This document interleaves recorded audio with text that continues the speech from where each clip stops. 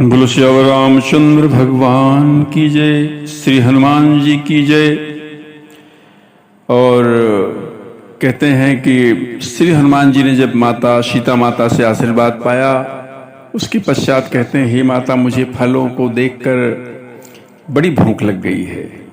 तो सीता माता कहती हैं, यहाँ बड़े भारी भारी योद्धा इस राक्षस इसकी रखवाली करते हैं। तो हनुमान जी कहते हैं कि तिन कर भय माता मोहि नाहि, जो तुम सुख मानहु मन माहि। हनुमान जी ने कहा, हे माता, यदि आप प्रसन्न होकर मुझे आज्ञा दें तो मुझे उनका कोई भय नहीं है, मुझे रखवालों का कोई भय नहीं है। और कहते हैं, सीता जी ने देखा कि ये जो कपि हैं बड़े निपुण हैं और बुद्धि वाले हैं, बल वाले हैं, तो आज्ञा दे दी। देखी बुद्धि बल निपुण कपि, कहे वो जान की जाहु, रघुपति चरण हृदय धरी, तात मधुर फल खाहु। कहते हैं, रघुनाथ जी के चरणों को हृदय में धारण करके और मीठे फल खाओ।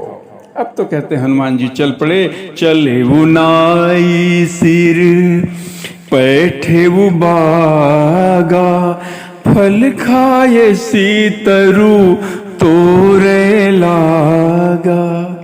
कहते हैं, सीता माता की आज्ञा पाकर कहते हैं बाग में प्रवेश कर गए, फल को खाने लगे, वृक्षों को तोड़ने लगे। और वहां पर कहते हैं बहुत सारे योद्धा रखवाले थे। तो हनुमान जी ने कहते हैं उन सबको मारा, और उनमें से कुछ जाकर फिर रावण के पास पुकार लगाई, क्या कि नाथ एक आवा कपि भारी, तेहि अशोक बाटिका उजारी, खायस फल अरु बिटप उपारे, रक्षक मर्दी मही डारे।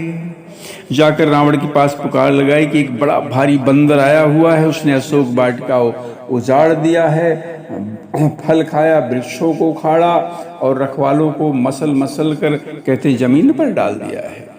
बोलो श्यावर रामचंद्र भगवान की जय।